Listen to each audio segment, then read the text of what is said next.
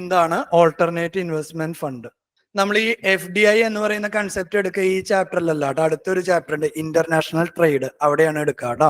അവിടെ ഒരു capital account എന്ന് പറയുന്ന ഒരു ആശയമുണ്ട്, അതിന്റെ ഭാഗമായിട്ടാണ് നമ്മൾ FDI ഡിസ്കസ് ചെയ്യുക. Next one alternate investment fund. ആദ്യം മനസ്സിലാക്കുക, alternate investment fund is very similar to mutual fund.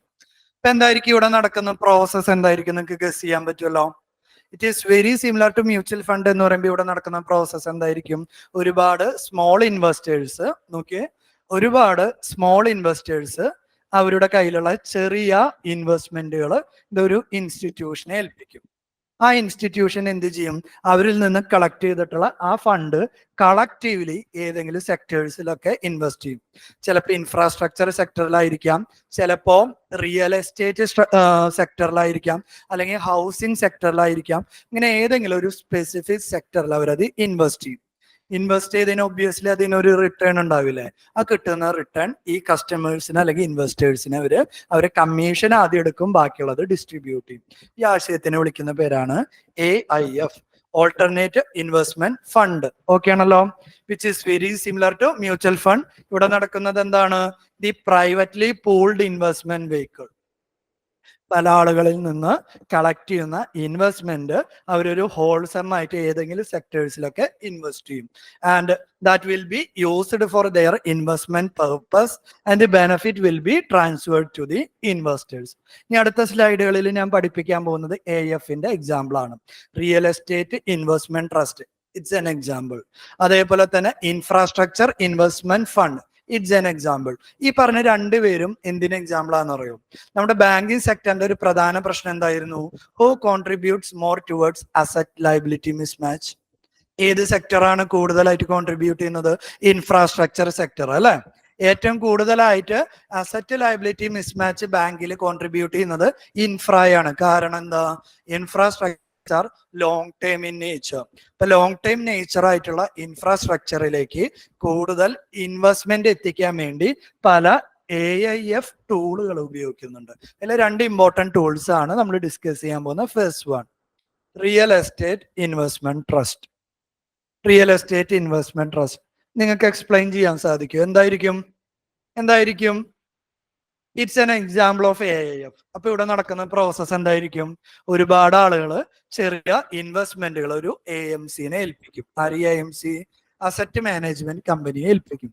ആ അസറ്റ് മാനേജ്മെന്റ് കമ്പനി ആ പൂൾ ചെയ്ത റിസോഴ്സസ് എന്തിൽ സ്പെസിഫിക്കലി ഇൻവെസ്റ്റ് ചെയ്യും? റിയൽ എസ്റ്റേറ്റ് പ്രൊജക്ടുകളിൽ. ആ റിയൽ എസ്റ്റേറ്റ് പ്രൊജക്ട് എന്ന് പറയുമ്പോൾ ഒരു ഹൗസിംഗ് പ്രൊജക്ട് ആവാം, ഒരു കൊമേഴ്ഷ്യൽ ബിൽഡിംഗ് ആയിരിക്കാം. മനസ്സിലാവുന്നുണ്ടോ? ഇത്തരത്തില് ഇൻകം ജനറേറ്റ് ചെയ്യുന്ന ഇൻവെസ്റ്റ്മെന്റുകളിൽ അല്ലെങ്കിൽ റിയൽ എസ്റ്റേറ്റുകളിൽ അവർ ഇൻവെസ്റ്റ് ചെയ്യും. റിയൽ എസ്റ്റേറ്റ് ആണെങ്കിൽ അതിൽ നിന്ന് നമുക്ക് എന്താണ് കിട്ടുക? ഒരു ഷോപ്പിംഗ് കോംപ്ലക്സ് അല്ലെങ്കിൽ ഒരു മോളൊക്കെ ആണെങ്കിൽ അതിൽ നിന്ന് അവർക്ക് എന്ത് കിട്ടും? റെന്റൽ ഇൻകംസ് ജനറേറ്റ് ചെയ്യും അല്ലെ? ഓക്കെ അല്ലേ? അപ്പൊ ഇത്തരത്തിൽ കളക്ട് ചെയ്യുന്ന റെന്റൽ ഇൻകംസ് അല്ലെങ്കിൽ ജനറേറ്റ് ചെയ്യുന്ന ഇൻകം അവരൊരു പ്രോഫിറ്റ് അല്ലെങ്കിൽ അവരൊരു കമ്മീഷൻ എടുത്ത് അവരെ ഇൻവെസ്റ്റേഴ്സിന് അത് ഡിസ്ട്രിബ്യൂട്ട് ചെയ്ത് കൊടുക്കും. This is the idea behind real estate investment trust. നമുക്കൊന്ന് വായിച്ചു നോക്കാലോ. Real estate investment trust are investment vehicle that pool invest money like mutual fund or ETF and used it to buy a portfolio of real estate asset. എന്തൊക്കെയാണ് real estate asset എന്ന് പറയുന്നത്? It may be office building, it may be shopping malls, apartment building, hotels, industrial facilities. ഇത്തരത്തിലുള്ള income generate ചെയ്യുന്ന real estate properties അവർ വാങ്ങി വെക്കും. ആ real എസ്റ്റേറ്റ് പ്രോപ്പർട്ടീസിൽ നിന്ന് എന്ത് കിട്ടും? ഇൻകം ജനറേറ്റ് ചെയ്യും. ആ ജനറേറ്റ് ചെയ്യുന്ന ഇൻകം അവർ എന്ത് ചെയ്യും? ഷെയർ ഹോൾഡേഴ്സിന് അവർ ഡിസ്ട്രിബ്യൂട്ട് ചെയ്ത് കൊടുക്കും. ഇതൊന്നും കാര്യമായിട്ടൊന്നും എക്സ്പ്ലെയിൻ ചെയ്യാനില്ല കേട്ടോ. ഇനി RBI ഒന്ന് രണ്ട് കണ്ടീഷൻസ് ഇതിലേക്ക് ഉണ്ട്. RBI അല്ല, SEBI ഒന്ന് രണ്ട് കണ്ടീഷൻസ് ഇൻക്ലൂഡ് ചെയ്യുന്നുണ്ട്. എന്തെല്ലാം കാര്യങ്ങളാണ്? ഇവര് റിട്ടേൺ കിട്ടുന്ന ഇതിൽ അല്ലെങ്കിൽ റെന്റൽ ഇൻകമായി ജനറേറ്റ് ചെയ്യുന്നതിൽ 80% എന്ന് പറയുന്നതും അവരല്ലെങ്കിൽ ഈ ഇൻവെസ്റ്റ്മെന്റിൽ 80% ഇവിടെ ജനറേറ്റ് ചെയ്യണം. റെന്റ് ജനറേറ്റ് ചെയ്യുന്ന അല്ലെങ്കിൽ ഇൻകം ജനറേറ്റ് ചെയ്യുന്ന പ്രോപ്പർട്ടിയിൽ ഇൻവെസ്റ്റ് ചെയ്യണം. ഇപ്പൊ റിയൽ എസ്റ്റേറ്റ് എന്ന് പറയുമ്പോൾ രണ്ട് സാധ്യതകളുണ്ട്. ബ്രൗൺ ഫീൽഡും ഉണ്ട്, ഗ്രീൻ ഫീൽഡും ഉണ്ട്. രണ്ട് തമ്മിലുള്ള വ്യത്യാസം എന്താ? ബ്രൗൺ ഫീൽഡ് എന്ന് പറഞ്ഞാൽ ഓൾറെഡി കംപ്ലീറ്റഡ് ആയിട്ടുള്ള പ്രൊജക്ട്. ഗ്രീൻ ഫീൽഡ് എന്ന് പറഞ്ഞാൽ പുതുതായിട്ട് കൺസ്ട്രക്ട് ചെയ്യുന്ന ഒരു പ്രൊജക്ട്. പുതുതായിട്ട് കൺസ്ട്രക്ട് ചെയ്യുന്ന ഒരു പ്രൊജക്റ്റ് ആണെങ്കിൽ അതിന്റെ റിട്ടേൺ കിട്ടാൻ ഒരുപാട് കാലതാമസം എടുക്കില്ലേ? എപ്പോഴാണ് നിങ്ങൾക്ക് റെന്റ് അതിൽ നിന്ന് ജനറേറ്റ് ചെയ്യാൻ പറ്റുക? That infrastructure is completed, correct അല്ലേ? പക്ഷെ ഓൾറെഡി ബ്രൗൺ ഫീൽഡ് ആണെങ്കിലോ ഇൻഫ്രാസ്ട്രക്ചർ കംപ്ലീറ്റഡ് ആണ്, അതിൽ നിന്ന് നമുക്ക് ഓൾറെഡി വാങ്ങിക്കഴിഞ്ഞാൽ റെഡിമെയ്ഡ് ഇൻകം ജനറേറ്റ് ചെയ്യും. അപ്പൊ കണ്ടീഷൻ നിങ്ങൾ ഇതിലേക്ക് പൈസ ഇൻവെസ്റ്റ് ചെയ്തിട്ടുണ്ടെങ്കിൽ അടുത്ത മാസം അല്ലെങ്കിൽ അടുത്ത വർഷം തൊട്ട് നിങ്ങൾക്ക് റിട്ടേൺ വേണ്ടേ? റിട്ടേൺ വേണമെങ്കിൽ ഇൻവെസ്റ്റ് ചെയ്യുന്നതിൽ 80% പൈസ എന്തിൽ ഇൻസ്റ്റാൾ ചെയ്യണം? ഓൾറെഡി കംപ്ലീറ്റഡ് ആയിട്ടുള്ള റിയൽ എസ്റ്റേറ്റ് പ്രോപ്പർട്ടീസിൽ ഇൻസ്റ്റാൾ ചെയ്യണം. ഓക്കെ അല്ലേ? കുറച്ചും കൂടി ഡീറ്റെയിൽഡ് ആയിട്ട് ആ കണ്ടീഷൻസിൽ കാണാം. What are the conditions introduced by SEBI? Alternative investment fund എന്ന് പറയുന്നത് ക്യാപിറ്റൽ മാർക്കറ്റ് ഇൻസ്ട്രുമെന്റ് ആണ്. So regulator would be SEBI. The regulator would be SEBI. Okay അല്ലേ? എന്തൊക്കെ കണ്ടീഷൻ? ഫസ്റ്റ് കണ്ടീഷൻ എന്ന് പറയുന്നത് അവർ ടോട്ടല് പൂൾ ചെയ്യുന്ന റിസോഴ്സസിൽ ഈ സെയിം കാര്യം തന്നെയാണ് കേട്ടോ അടുത്ത ഇൻഫ്രാസ്ട്രക്ചറിലും കണ്ടീഷൻ. പഠിക്കാൻ എളുപ്പമുണ്ട്. At least 80% of investment made by REITs are to be commercial property എന്ന് വെച്ച് കഴിഞ്ഞാൽ which has to create a rental income. ബാക്കി 20% അവർക്ക് എന്ത് ചെയ്യാം?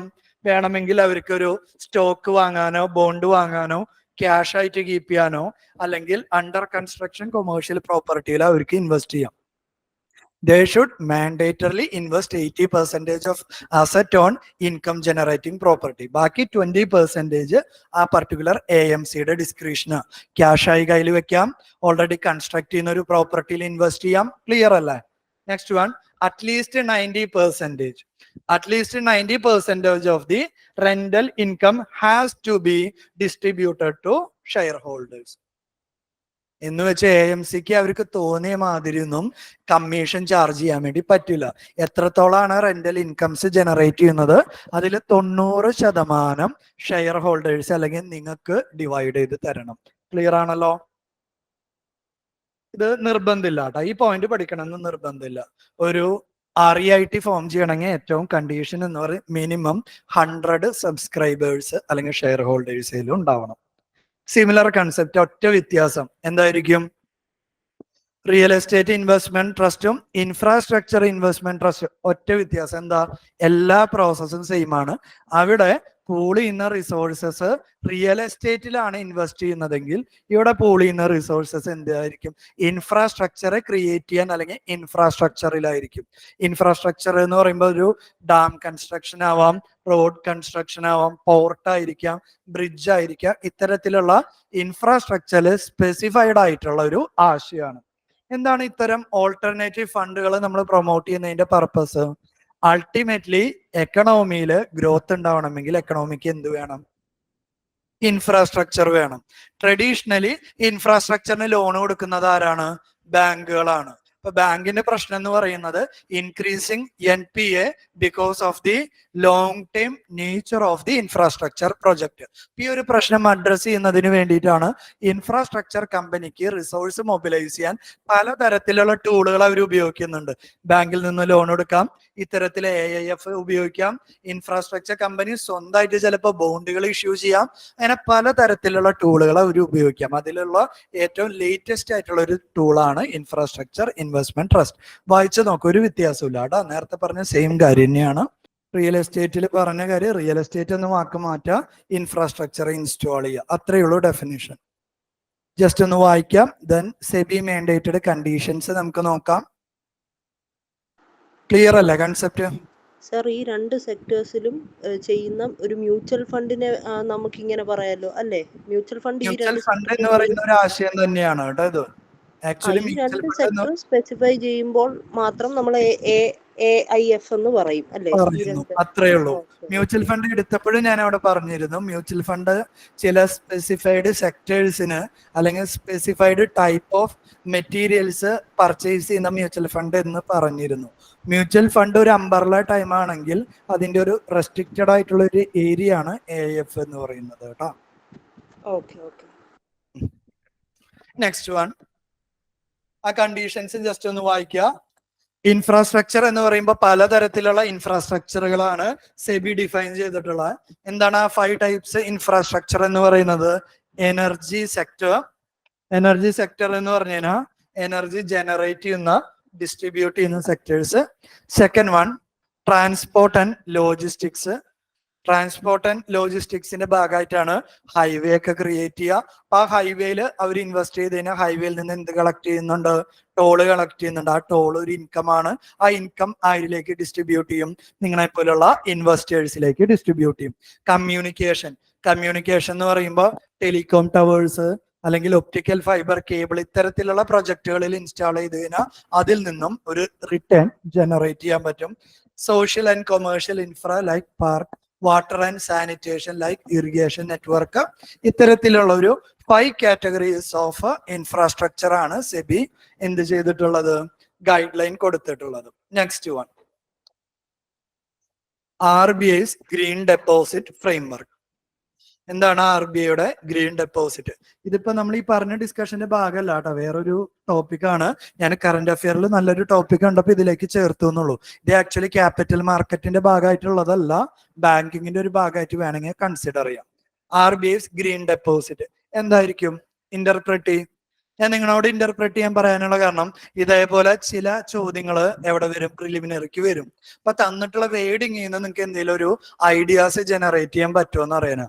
RBI's ഗ്രീൻ ഡെപ്പോസിറ്റ് ഫ്രെയിംവർക്ക് എന്ന് പറഞ്ഞാൽ RBI ബാങ്ക്സിനോട് ഒരു പർട്ടിക്കുലർ ഡെപ്പോസിറ്റ് എടുക്കാൻ പറയാണ്. ആ ഡെപ്പോസിറ്റിന്റെ പ്രത്യേകത ഏത് കാറ്റഗറിയാണ്? ഗ്രീൻ ഡെപ്പോസിറ്റ് ആണ്.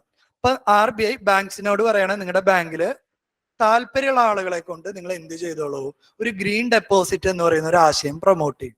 താല്പര്യമുള്ള കസ്റ്റമേഴ്സിലേക്ക് നിങ്ങളൊരു ഗ്രീൻ ഡെപ്പോസിറ്റ് എന്ന് പറയുന്ന ഒരു ആശയം പ്രൊമോട്ട് ചെയ്യുക. എന്താണ് അതിന്റെ പ്രത്യേകത എന്ന് പറഞ്ഞാൽ, നിങ്ങൾ കസ്റ്റമർ ഗ്രീൻ ഡെപ്പോസിറ്റ് എന്നൊരു ആശയത്തിലാണ് ബാങ്കിൽ ഡെപ്പോസിറ്റ് ചെയ്യുന്നതെങ്കിൽ ആ ഡെപ്പോസിറ്റ് ചെയ്യുന്ന പൈസ ബാങ്കിന് എന്തിനു മാത്രമാണ് ലെൻഡ് ചെയ്യാൻ പറ്റുള്ളൂ? എൻവയോൺമെന്റലി സസ്റ്റൈനബിൾ ആയിട്ടുള്ള പ്രൊജക്ടിന് മാത്രമാണ് ലെൻഡ് ചെയ്യാൻ പറ്റുള്ളൂ. അപ്പോൾ ഗ്രീൻ ഡെപ്പോസിറ്റ് എന്ന് പറയുന്നത് it is just like your ordinary account. നിങ്ങളുടെ ഒരു ടൈം ഡെപ്പോസിറ്റോ ഡിമാൻഡ് ഡെപ്പോസിറ്റോ പോലെയുള്ള ഒരു വെരി ബേസിക് ഡെപ്പോസിറ്റ് ആണ്. പക്ഷെ നിങ്ങൾ ഇടുന്ന പൈസ നിങ്ങൾ ഗ്രീൻ ഡെപ്പോസിറ്റ് എന്ന് പറഞ്ഞിട്ടാണ് ക്ലാസിഫൈ ചെയ്യാൻ ബാങ്കിനോട് പറയുന്നതെങ്കിൽ ബാങ്ക് ആ പൈസ ആർക്ക് മാത്രമേ ലെൻഡ് ചെയ്യാൻ പറ്റുള്ളൂ? Sustainable development project, renewable energy, sustainable commercial building, ഇത്തരത്തിലുള്ള ആശയങ്ങൾക്ക്, അല്ലെങ്കിൽ ഇറിഗേഷൻ പ്രൊജക്ട്, ഇത്തരത്തില് സസ്റ്റൈനബിൾ അല്ലെങ്കിൽ എൻവയോൺമെന്റ് ഫ്രണ്ട്ലി ആയിട്ടുള്ള പ്രൊജക്ടിന് മാത്രമാണ് ഈ പൈസ ലെൻഡ് ചെയ്യാൻ വേണ്ടി പറ്റുള്ളൂ. Like any other deposit it is insured under DICGC. Clear അല്ലേ കൺസെപ്റ്റ്? ഇപ്പൊ എല്ലാ ബാങ്കും മാൻഡേറ്ററിൽ ഇത് ചെയ്യണമെന്ന് RBI പറയുന്നില്ല. താല്പര്യമുള്ള ബാങ്കുകൾക്ക് എന്തെടുക്കാം? ഈ പറയുന്ന ഗ്രീൻ ഡെപ്പോസിറ്റ് എന്ന് പറയുന്ന ഒരു ആശയം റിസീവ് ചെയ്യാം. വായിച്ചു നോക്കാം കേട്ടോ. ഇൻട്രസ്റ്റ് റേറ്റ് കുറവായിരിക്കുമല്ലോ അല്ലേ ഇതിന്? ഇൻട്രസ്റ്റ് റേറ്റ് അങ്ങനെ കുറവ് എന്നൊന്നും ഇല്ല. ബാക്കിയുള്ള യൂഷ്വൽ ഇൻട്രസ്റ്റ് റേറ്റ് എത്രയാണോ, ഇതിൽ പ്രത്യേകിച്ച് സോഷ്യൽ കമ്മിറ്റ്മെന്റ് ഒന്നും ഇല്ല കേട്ടോ. ഇതില് ബാക്കി തരുന്ന ഇൻട്രസ്റ്റ് റേറ്റ് നിങ്ങൾക്ക് എത്രയാണോ അത്രയൊക്കെ തന്നെയാണ് ഇതിലും കിട്ടുള്ളൂ. കാര്യമായിട്ട് വലിയ വ്യത്യാസമൊന്നുമില്ല മോളെ. പക്ഷെ ഇതിന്റെ പ്രശ്നം എന്ന് പറയുന്നത് എന്താ? ഈ ലോൺ അവർക്ക് എന്തിനു മാത്രമേ കൊടുക്കാൻ പറ്റുള്ളൂ? സസ്റ്റൈനബിൾ പ്രൊജക്റ്റിനെ കൊടുക്കാൻ പറ്റുള്ളൂ. സസ്റ്റൈനബിൾ പ്രൊജക്റ്റ് ആണെങ്കിലുള്ള പ്രശ്നം എന്ന് പറയുന്നത് സാധാരണ ഒരു പ്രൊജക്റ്റിനേക്കാൾ അത് കംപ്ലീറ്റ് ചെയ്യാനൊക്കെ മേ ബി ലോങ്ങർ ടൈം എടുത്തേക്കാം. മനസ്സിലായോ? കാരണം എൻവയോൺമെന്റ് ക്ലിയറൻസ് പ്രോപ്പർ ആയിട്ട് കിട്ടണം, എൻവയോൺമെന്റ് ഫ്രണ്ട്ലി ആയിട്ട് അത് മെറ്റീരിയൽസ് പ്രൊക്യൂർ ചെയ്യണം, കൺസ്ട്രക്ട് ചെയ്യണം എന്ന് പറഞ്ഞാൽ യൂഷ്വൽ കൺസ്ട്രക്ടറിനേക്കാളും കൂടുതൽ ടൈം എടുക്കാം. സോ റിസ്ക് ഫാക്ടർ കുറച്ചും കൂടി കൂടുതലായതുകൊണ്ട് പല ബാങ്കുകളും ഈ ഒരു ഓപ്ഷനിലേക്ക് പോവാൻ സാധ്യത കുറവാണ്. അൾട്ടിമേറ്റ്ലി നിങ്ങൾ ഡെപ്പോസിറ്റ് ചെയ്താൽ നിങ്ങൾ ചോദിച്ചാൽ കാശ് നിങ്ങൾക്ക് തരുന്നുണ്ട് ആ ബാങ്ക്. പക്ഷെ ആ ബാങ്ക് ആ കാശ് ഇറക്കിയിട്ടുള്ളത് എന്തിലാ? സസ്റ്റൈനബിൾ പ്രൊജക്റ്റിലാ. അതിലൊരു ലിറ്റിൽ റിസ്ക് ഫാക്ടർ ഉള്ളത് ബാങ്കിന്റെ കയ്യിലാണ്. നമുക്കധികം റിസ്ക് ഒന്നും ഇല്ല കേട്ടോ. It's just like an ordinary deposit.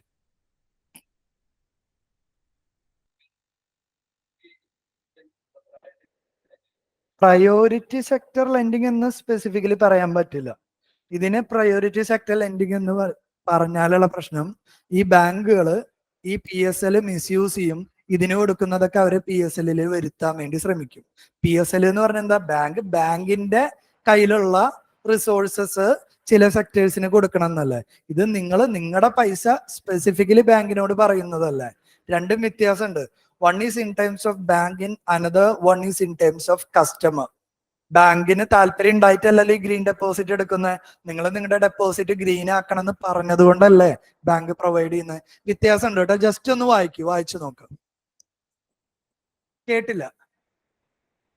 Incentives പ്രത്യേകിച്ച് ഇൻസെന്റീവ്സ് ഒന്നും ഇല്ല. നമുക്ക് നമ്മുടെ ലോകം നന്നായി കാണണം എന്നൊക്കെ നമുക്കൊരാഗ്രഹം ഉണ്ടെങ്കിൽ നമ്മൾ ചെയ്യുന്നു എന്നുള്ളൂ. അല്ലാതെ ഭയങ്കര ഇൻസെന്റീവ്സ് ഒന്നും ഇല്ല. ഇങ്ങനെ ഓരോ ആശയങ്ങളൊക്കെ അത് ഇതൊക്കെ ചെയ്യണമെന്ന് കാണിക്കുക, അത്രേ ഉള്ളൂ. അല്ലാതെ വേറെ കഥയൊന്നും ഇല്ലടാ. ഓരോരോ പുതിയ ആശയങ്ങൾ. ഇപ്പൊ നമ്മളാണെങ്കിൽ ഇപ്പൊ ഒരു വേൾഡ് ഫോറത്തിൽ പോയിട്ട് നമ്മുടെ പ്രൈം മിനിസ്റ്റർ സംസാരിക്കാന്ന് വിചാരിക്കുക. India has introduced XYZ. ഇത് പുള്ളി ഹിന്ദിയിൽ പറയുന്നു മാത്രം. XYZ എന്ന് പറഞ്ഞാൽ പല സ്കീമുകൾ ഇൻട്രൊഡ്യൂസ് ചെയ്തിട്ടുണ്ട്. ഞങ്ങൾ ഈ സ്കീമിലോടൊക്കെ ഇന്ത്യ എന്താണ് ഉദ്ദേശിക്കുന്നത്? ഇന്ത്യനെ മൊത്തത്തിൽ ഗ്രീൻ ആക്കാണ് ഉദ്ദേശം. അങ്ങനെ പറയാനൊക്കെ പറ്റിയ നല്ല ടൂള്. പ്രാക്ടിക്കലി പല ബാങ്കുകളും നിങ്ങളിപ്പോ നിങ്ങളുടെ അടുത്തുള്ള ഒരു ലോക്കൽ ബ്രാഞ്ചിൽ ചെന്ന് ചോദിച്ചു നോക്ക്, നിങ്ങൾക്ക് ഗ്രീൻ ഡെപ്പോസിറ്റ് ഉണ്ടോ എന്ന് ചോദിച്ചാൽ അവർ ചിലപ്പോൾ അതിനെക്കുറിച്ച് അവെയർ പോലും ആയിരിക്കില്ല. ഇതേപോലെ ചില കാര്യങ്ങളുണ്ട്, ചെയ്താൽ നല്ലതാണ്. പക്ഷെ ആ ചെയ്യാനുള്ള കമ്മിറ്റ്മെന്റ്സ് ബാങ്കിന്റെ ഭാഗത്ത് നിന്നും ഈവൻ കസ്റ്റമേഴ്സിന്റെ ഭാഗത്ത് നിന്ന് അധികം ഉണ്ടാവാറില്ല. നമ്മൾ ഇതിനെക്കുറിച്ചൊക്കെ ബോധേഡാണോ? കയ്യിൽ പൈസ ഉണ്ടെങ്കിൽ അത് ബാങ്കിൽ കിടക്കുന്നു, ചിലപ്പോൾ ഡെപ്പോസിറ്റ് ആക്കും, ഡെപ്പോസിറ്റ് ആവില്ല. അത് അതിന്റെ ഒരു ഫ്ലോയിൽ നടക്കുന്ന കാര്യമാണ്. ഇങ്ങനെയൊക്കെ പല ടൂളുകൾ ഞാനിപ്പോ പറയുമ്പോഴല്ലേ നിങ്ങൾ തന്നെ ഇത് അറിയുന്നത്, അത്രേ ഉള്ളൂ. അപ്പൊ നിങ്ങൾ ചെന്ന് പറയുമ്പോഴാവും ആ ബാങ്കുകാർ ഇത് ആദ്യമായിട്ട് അറിയുക. അതാണ് ഇതിന്റെ ഒരു പ്രത്യേകത. ജസ്റ്റ് വായിക്കാട്ടോ, വലിയ കഥയുള്ള കഥകളൊന്നുമല്ല. ഇതാണ് അടുത്ത ഞാൻ പറഞ്ഞ കൺസെപ്റ്റ്, ഇമ്പോർട്ടന്റ് ആണ്. മേ ബി നമുക്കൊരു ക്വസ്റ്റ്യൻ എക്സ്പെക്ട് ചെയ്യാം. എന്താണ് സോഷ്യൽ സ്റ്റോക്ക് എക്സ്ചേഞ്ച്? ഈ സോഷ്യൽ സ്റ്റോക്ക് എക്സ്ചേഞ്ചിന് എനിക്ക് എങ്ങനെ ട്രഡീഷണൽ ആയിട്ട് നിങ്ങളൊരു ചാരിറ്റബിൾ സൊസൈറ്റി അല്ലെങ്കിൽ ഒരു ഇൻസ്റ്റിറ്റ്യൂഷന് നമ്മൾ ഡൊണേഷൻ കൊടുക്കുകയാണെങ്കിൽ ആ ഡൊണേഷനോട് സിമിലർ ആയിട്ടുള്ള ഒരു കൺസെപ്റ്റ് ആണ് SSC. ഡൊണേഷൻ കൊടുക്കുക എന്ന് പറഞ്ഞാൽ നിങ്ങളൊരു ട്രസ്റ്റിന് ഡൊണേഷൻ കൊടുക്കുകയാണെങ്കിൽ കുറച്ചു കാലം കഴിഞ്ഞ് കഴിഞ്ഞാൽ അവർ ആ പൈസ നമുക്ക് തിരിച്ചു തരുമോ? ഇല്ല. നമ്മൾ എന്തിനാണ് ഡൊണേഷൻ കൊടുക്കുന്നത്? ആ ട്രസ്റ്റ് ചില സോഷ്യലി കമ്മിറ്റഡ് ആയിട്ടുള്ള ഫങ്ഷൻസ് ചെയ്യുന്നുണ്ടായിരിക്കാം. ചിലപ്പോൾ എഡ്യൂക്കേഷൻ പ്രൊവൈഡ് ചെയ്യുന്നുണ്ടാവാം, ഹെൽത്തുമായി ബന്ധപ്പെട്ട കാര്യങ്ങൾ ചെയ്യുന്നുണ്ടാവാം, അപ്ലിഫ്റ്റ്മെന്റ് ഓഫ് പുവർ പേഴ്സൺസ് ചെയ്യുന്നുണ്ടാവാം, അല്ലെങ്കിൽ ഡിസേബിൾഡ് ആയിട്ടുള്ള ആളുകളെ ടേക്ക് കെയർ ചെയ്യുന്നുണ്ടാവാം, അല്ലെങ്കിൽ ഒരു ഓൾഡ് ഏജ് ഹോം അല്ലെങ്കിൽ ഒരു ചിൽഡ്രൻ ഹോം റൺ ചെയ്യുന്ന ആളുകൾ ഉണ്ടാവും. അപ്പൊ നമ്മൾ ഡൊണേഷൻ കൊടുക്കുന്നതിന്റെ പർപ്പസ് എന്ന് പറയുന്നത് we are actually supporting the social commitment of that particular institution. ഈ സോഷ്യൽ കമ്മിറ്റ്മെന്റ് നമ്മൾ പതുക്കെ ക്യാപിറ്റൽ മാർക്കറ്റിലേക്ക് കൊണ്ടുവരാൻ പോവാം. ചില ഇൻസ്റ്റിറ്റ്യൂഷൻസ്, ആ ഇൻസ്റ്റിറ്റ്യൂഷൻസിന് നമ്മൾ പറയാ നോൺ പ്രോഫിറ്റ് ഓർഗനൈസേഷൻ അല്ലെങ്കിൽ ചാരിറ്റബിൾ ഓർഗനൈസേഷൻ എന്ന് പറയും. അവരെന്താ ചെയ്യുക? ഇത്തരത്തിലുള്ള ഇൻസ്റ്റിറ്റ്യൂഷൻസ് ഡൊണേഷൻസ് അക്വയർ ചെയ്യാനുള്ള ഒരു പുതിയൊരു ടൂള് കൊണ്ടുവരാണ്. എന്താണ്? They will register with SEBI. സെബിയിൽ രജിസ്റ്റർ ചെയ്തിട്ട് അവരെന്തിറക്കും? ഒരു ബോണ്ട് ഇറക്കും. ആ ബോണ്ടിന്റെ പ്രത്യേകത എന്ന് പറഞ്ഞാൽ ആ ബോണ്ട് നമ്മൾ ഇഷ്യൂ ചെയ്യും. നമ്മൾ കസ്റ്റമർ അത് എന്ത് ചെയ്യും? ഇഷ്യൂ ചെയ്തത് അവരിൽ നിന്ന് കളക്ട് ചെയ്യും. കളക്ട് ചെയ്യുമ്പോൾ നമ്മൾ ഇവർക്ക് എന്ത് കൊടുക്കുന്നുണ്ട്? ഒരു പൈസ കൊടുക്കുന്നുണ്ട് അല്ലെ, പ്രിൻസിപ്പൽ, അല്ലെങ്കിൽ നമ്മളൊരു പൈസ കൊടുക്കുന്നുണ്ട്. അപ്പൊ ഇതിന്റെ പ്രത്യേകത ഈ ബോണ്ടിന്റെ ഇത് 0 പ്രിൻസിപ്പൽ 0 ഇൻട്രസ്റ്റ് ബോണ്ടാണ്. 0 പ്രിൻസിപ്പൽ അല്ലെങ്കിൽ 0 ഇൻട്രസ്റ്റ് ബോണ്ട് എന്ന് പറഞ്ഞാൽ എന്താ? നമുക്ക് ആ ബോണ്ട് സബ്സ്ക്രൈബ് ചെയ്ത് കഴിഞ്ഞാൽ പ്രിൻസിപ്പൽ എമൗണ്ടും തിരിച്ചു കിട്ടില്ല, ഇൻട്രസ്റ്റും കിട്ടില്ല. Actually it acts like A donation. This is called social stock exchange. It's a new form of charity or donation to the socially committed institutions. Clear അല്ലേ? ഇതിന്റെ ഗുണം എന്ന് പറയുന്നത് എന്താ? നമ്മളിത് സബ്സ്ക്രൈബ് ചെയ്യാന്ന് പറയുമ്പോൾ ഏത് കമ്പനി ആരാണ് നല്ല രീതിയിൽ സോഷ്യൽ വെൽഫെയർ ആക്ടിവിറ്റീസ് നടത്തുന്നതെന്ന് നമുക്കൊരു ഐഡിയ ഉണ്ടാവും. Point number 1. Point number 2, SEBI അവർക്ക് റെക്കഗ്നീഷൻ കൊടുക്കണമെങ്കിൽ എന്ത് വേണം? They should have proper history. ഇന്നലെയോ മിന്നാന്നോ പൊട്ടിമുളച്ച ഒരു സ്ഥാപനത്തിന് ഈ SSCയിൽ രജിസ്റ്റർ ചെയ്യാൻ പറ്റില്ല. വർഷാവർഷങ്ങളായിട്ട് നല്ല രീതിയിൽ സോഷ്യൽ വെൽഫെയർ ആക്ടിവിറ്റീസ് നടത്തി കൃത്യമായ ബാക്ക്ഗ്രൗണ്ട് ഉള്ള അക്കൗണ്ടബിലിറ്റി ഉള്ള ഓർഗനൈസേഷൻസിനാണ് SSCയിൽ രജിസ്റ്റർ ചെയ്യാൻ പറ്റുള്ളൂ. So your contribution will be assured for social welfare activities. ആശയം ക്ലിയർ അല്ലേ? ഏറ്റവും ഇമ്പോർട്ടന്റ് ഫീച്ചർ എന്താ SSCയുടെ? സോഷ്യൽ സ്റ്റോക്ക് എക്സ്ചേഞ്ച് അല്ലെങ്കിൽ സോഷ്യൽ ബോണ്ടിന്റെ ഏറ്റവും വലിയ ഇമ്പോർട്ടന്റ് പോയിന്റ് എന്താ? It's 0 principal 0 coupon rate bond. 0 principal 0 coupon rate bond. That is you won't get the principal back and you won't get any interest. Clear അല്ലേ? വായിച്ചു നോക്കാം. ഇത്രയും പോയിന്റ്സ് ആണ് ആവശ്യമുള്ളൂ കേട്ടോ. ഞാൻ കുറച്ചധികം കണ്ടന്റ് ആഡ് ചെയ്തിട്ടുള്ളത് നിങ്ങൾക്ക് വായിക്കുമ്പോൾ കുറച്ചും കൂടി ക്ലാരിറ്റി കിട്ടാനാണ്. വായിച്ചു നോക്കി. പ്രിലിമിനറിക്ക് ക്വസ്റ്റ്യൻ കൺസ്ട്രക്ട് ചെയ്യാൻ വേണ്ടി പറ്റും.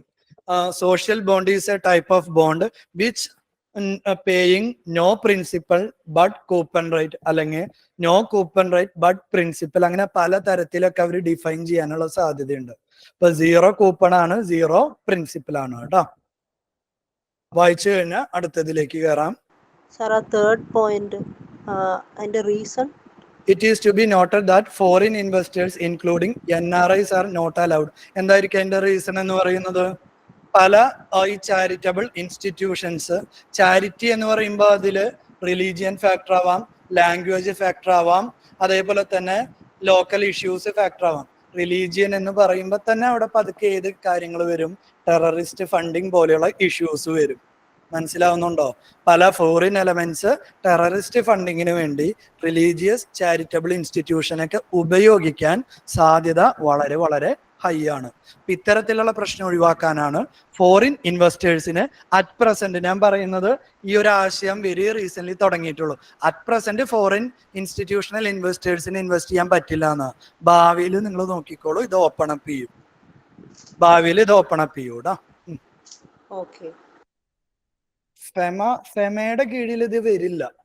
ഫെമയുടെ കീഴിൽ വരണമെങ്കിൽ ഫോറിനിൽ നിന്ന് ഫണ്ട് വരണ്ടേ? ഇവിടെ ഫോറിനിൽ നിന്നുള്ള ഫണ്ട് ഇല്ലല്ലോ. ഇവിടെ ആര് മാത്രമേ സബ്സ്ക്രൈബ് ചെയ്യുന്നുള്ളൂ? ഇന്ത്യക്കുള്ളൂ. FCRI വരണമെങ്കിലും ഫെമ വരണമെങ്കിൽ ആര് വരണം? പുറത്തുനിന്ന് ഫണ്ട് എത്തണം. ഇവിടെ പുറത്തുനിന്ന് ഫണ്ട് എത്തുന്നില്ല. ഇന്ത്യയിലുള്ള ആളുകളാണ്. ഇപ്പൊ സെബി ധാരാളാണ്.